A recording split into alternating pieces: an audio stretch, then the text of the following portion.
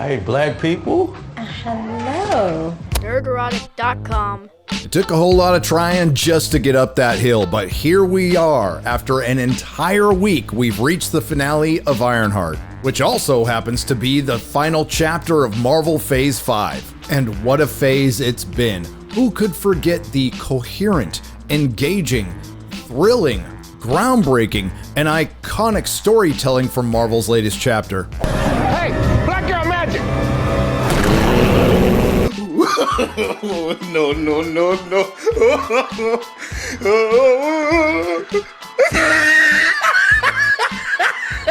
Wait, Mrs. Marvel, she got married again, and no invite again. No. So what? I've just been spouting nonsense and you've just been humoring me? Reason checking up on you. Oh my God. Just do something. I mean, I know socialism is a charged word, but we could learn a lot from these.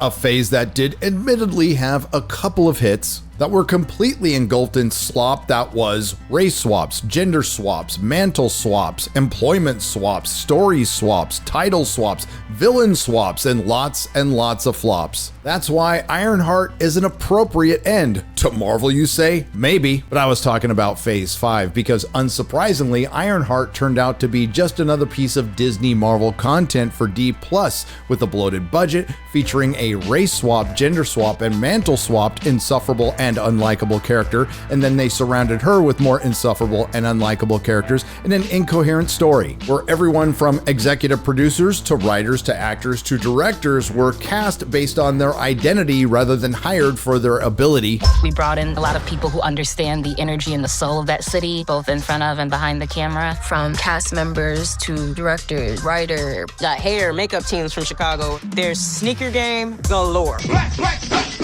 y'all. So Disney can brag about a $150 million virtue signal conceived and born in the time of BLM and the Summer of Love. Speaking of infernos, Disney Marvel's biggest crime is introducing one of their best villains, Mephisto, in this dumpster fire in the most meaningless way. And we'll get to that, believe me, but in the very long week between the season premiere and the season finale, you might ask yourself, what kind of debate was there around this series? Was there theory crafting or hours-long video essays? Nope. As predicted, there were the accusations of review bombing, attacks on fandom including but not limited to, MAGA trolls are attacking Disney's Ironheart, but here's how Black Internet is fighting back. What should have been a momentous occasion for the MCU turned into an ugly online spat thanks to some racists. I would blame Marvel. And from MovieWeb, let's call the Ironheart hate what it really is, an article originally titled Ironheart Racist Review Bomb. And it turns out to be just another Disney Marvel flop. So what's one more kick in the balls? We finna be talking about Ironheart. Previously on Iron Fart. I wonder what Gary would think of the suit. It really sucks. I need cash. Money. Do you think Tony Stark would be Tony Stark if he wasn't a billionaire? I need cash. Money. Do you think Tony Stark would be Tony Stark if he wasn't a billionaire? Billionaire? I don't want to toot my own horn or anything, but I'm kind of one of Madripoor's most wanted. Toot toot.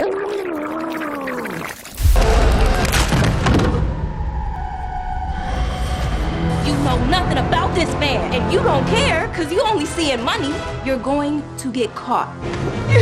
Read. Good. No, I'm not. Boring. We already knew that. So after wasting the opportunity of being invited to an internship in the isolationist ethno-state of Wakanda, and following that wasting the opportunity of receiving 4 years of grant money post-graduation at MIT after being caught selling completed tests, all over wanting to build an iconic and undeniable Iron Man suit that's better than Tony Stark's, girl genius Riri Williams finds herself out of resources and money. Now, while she did consider going to work for a corporation so big they wouldn't notice when she stole stuff, I need a job that pays. A lab so massive they don't notice if I finesse a resource here or there.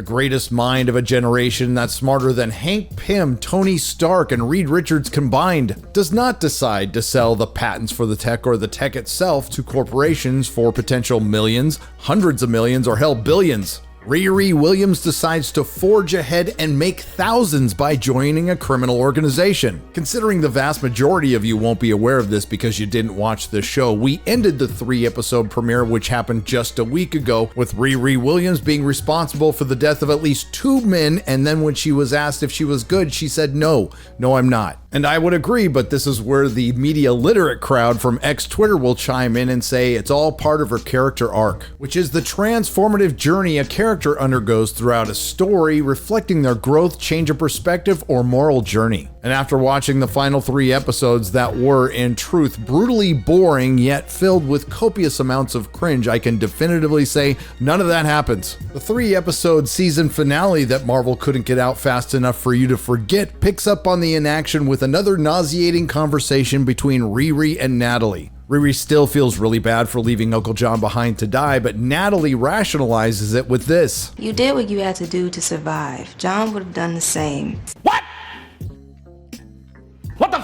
And she's right, that's what John would do because he's a villain. Now, maybe it's my media illiteracy and I'm just too dumb to understand, but I seem to recall countless times throughout all of storytelling where the hero has at least attempted to save the villain. Now, Riri is rightfully paranoid that the Hood is plotting something because he thinks she killed John. I don't know what gave it away. Maybe it was him looking her right in the face and saying, I got plans for you. Parker, you got anything for me? Yeah. I got plans for you. Now, after spending a good chunk of the 3rd episode trying to get a piece of the Hood's cloak that cost a dozen men and women their lives, Riri accidentally left a piece of tech that she borrowed from Zeke staying behind that got him arrested and blamed for their crimes. Then Riri visits Zeke in jail and he gives a perfect description of our hero's character. You're just a selfish kid who can't take any responsibility for herself. You lie, you cheat, you manipulate. You'll do anything you can to save yourself, even if that means hurting other people in the process. He ain't lying. And if that wasn't enough, in a rare and fleeting moment of self-awareness, Riri Williams goes to her NPC boyfriend Xavier and asks this. So do you think I'm a good person? Never mind. I like where they're going with this. It might have led to some character development. Unfortunately, it leads to some intersectional postmodern gobbledygook. Good, bad, the words don't really mean anything. It's all depending on who's labeling you. No offense, but it sounds like some fucking commie gobbledygook. But wait! There's more! You're like... Spock. Spock. Keep Spock's name out your fucking mouth! As with all fanfiction, this series is filled with a nauseating amount of boring, inane conversations between Riri and her mom, Riri and Natalie, and Riri and Xavier, all in some desperate hope to get the audience to like the insufferable, unlikable character, with the added bonus of an excessive amount of dramatic pauses to pad time for watch minutes. And if you cut all that out, because it's completely pointless in these final 3 episodes, you have about 15 minutes, and I use the term loosely, of substance. Anywho, Riri needs to find the source of power for that piece of the Hood that she has, so she and her mom go to a sweet book and magic shop, which just so happens to be run by her crystal hippie friend. And in Disney Marvel's continued efforts to show the lived experience of marginalized people, we find out the crystal hippie mom is a sorceress who trained in Kamara Taj, where Doctor Strange trained. She got knocked up and baby daddy went out to Kathmandu to get some Newports and never came back. And showing her questionable parenting skills, she decided to leave Kamara Taj and raise her daughter in Chicago. And apparently both of them have the power to travel to other dimensions. Well, that's handy. I wonder if it comes up later. The crystal hippie mom and her daughter Zelma, who is from the Disney Marvel era of comics, figure out that the piece of the Hood's cloak is evil and it's from a dark dimension. If it wasn't bad enough that Riri got Zeke arrested, she decides to break and fuck up his silo while she's trying to figure out what that piece of the Hood is. She can't figure it out and decides that she needs to fight magic. With magic, she takes off and has a panic attack, has trouble breathing. Also, we could get this subtle reference. I can't breathe. I can't breathe. Meanwhile, the Hood breaks Zeke Stain out of jail and ironically has the drag queen transition him into a supervillain, which means Ironheart now has 3 supervillain origin stories. Hell, they should have called this Bring On the Bad Guys. Then Da Hood orders the Trans Titans to kill Riri, and quite frankly, I'm rooting for them. After what feels like the 50th spat between Natalie and Riri, the acronym AI Bestie takes off and gets abducted by the drag queen and put into a van. Meanwhile, over at the White Castle, Riri is meeting with Zelma discussing the possible connections between Da Hood and Dormammu. It's Dormammu. I know. Some people say Dormammu, I say Dormammu. Deal with it. And stop me if you've heard this one before. A male presenting non-binary female and a lesbian walk into a White Castle and get violent. Hell, the only thing missing was a restraining order and a U-Haul. Anyway, once again, in Disney Marvel's continuous efforts to spotlight representation and show the lived experience of marginalized people, I present to you women of color throwing down in a fast food restaurant.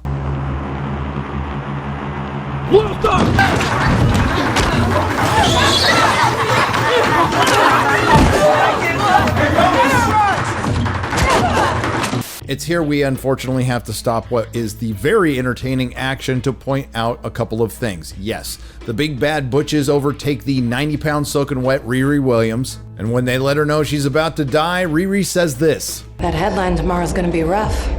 Girl genius dies. My death won't make the news. Well, damn, that was dark. But then Riri traps them when they step on one of her watches that has a bubble force field in it, which was the same watch that she gave to Xavier that he gave back to her, and she gave another to a mother, and this brings something to mind. And I'm just spitballing here, but maybe Riri Williams could have sold the patent for this technology or the useful technology itself to, say, a corporation for hundreds of millions of dollars or even billions of dollars instead of joining a criminal organization to make thousands of dollars. Anywho, now that the Indigo Girls are trapped in a force field bubble, it's back to the woman of color on woman of color action in a fast food establishment.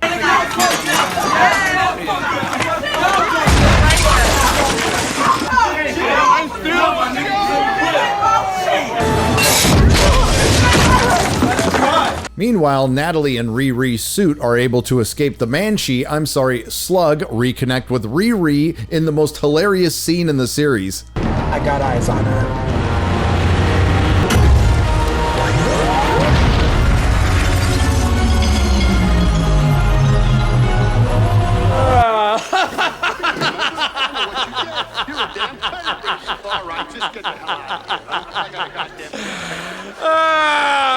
Well, I guess Slug does one thing like a woman, drive. And after Riri scares off and sees Slug for the last time, she has a truly visceral and authentic reaction.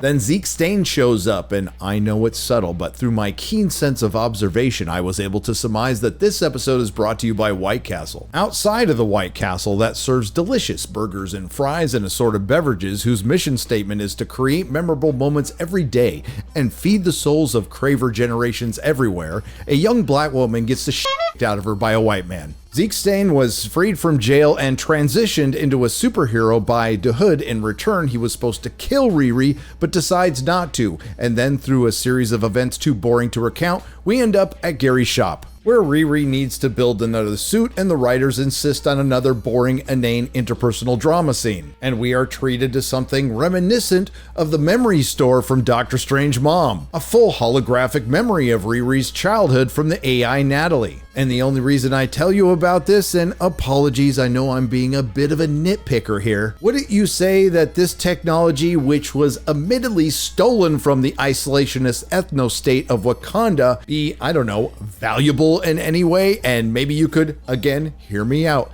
sell it for billions of dollars instead of joining a criminal organization? Also, we're well over halfway through the 5th episode of the series. Let's check in on that Riri Williams character arc. You good? No, I'm not good. Meanwhile, back at Da Hood, the them figure out that Da Hood killed Eric Andre. Then they get fired with a line that should apply to everyone involved in this show, from the executives down to the janitor. You're fired. All of you.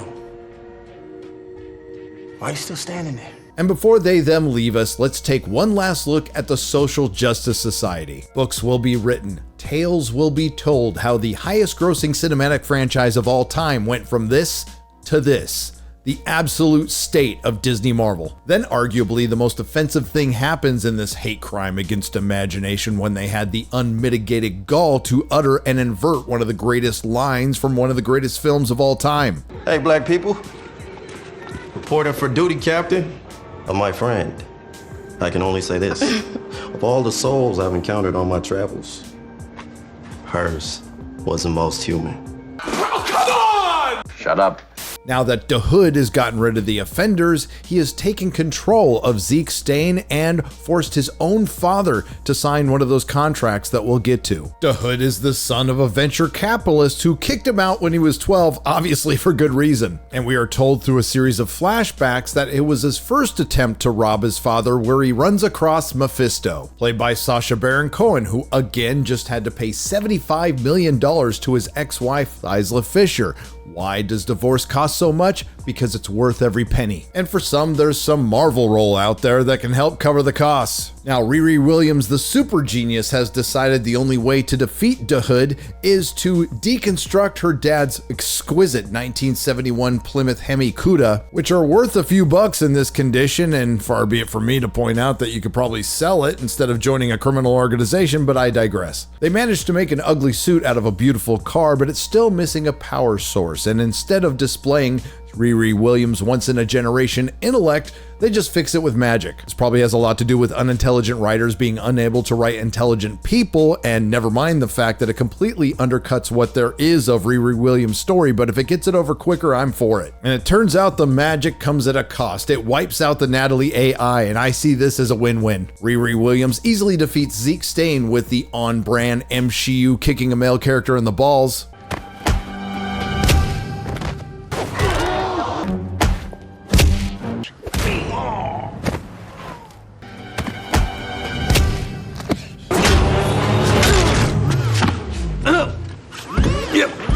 Clean glow. And right after, the Hood speaks some truth.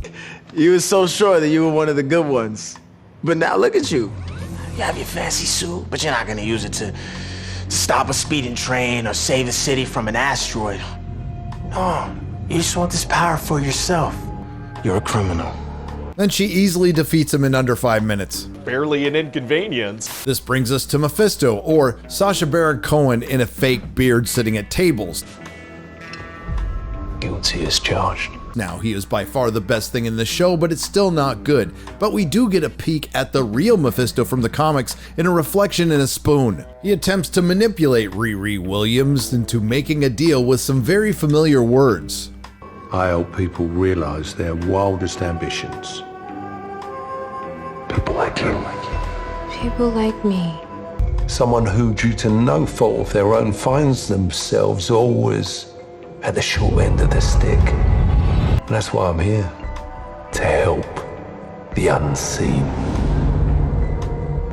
The unheard. Sounds like the modern Democrat Party. In the end, Riri Williams makes a deal with Mephisto to get her friend Natalie back in the flesh. And this is where Riri Williams officially becomes a villain and completing her villain origin story by making a deal with Mephisto, who turned out to be the hero by doing the Lord's work and putting Riri's soul where it belongs. And yes, that's where it ends, on a cliffhanger that includes a post-credit scene because somebody who was working on this show was under the impression they were going to get a season 2.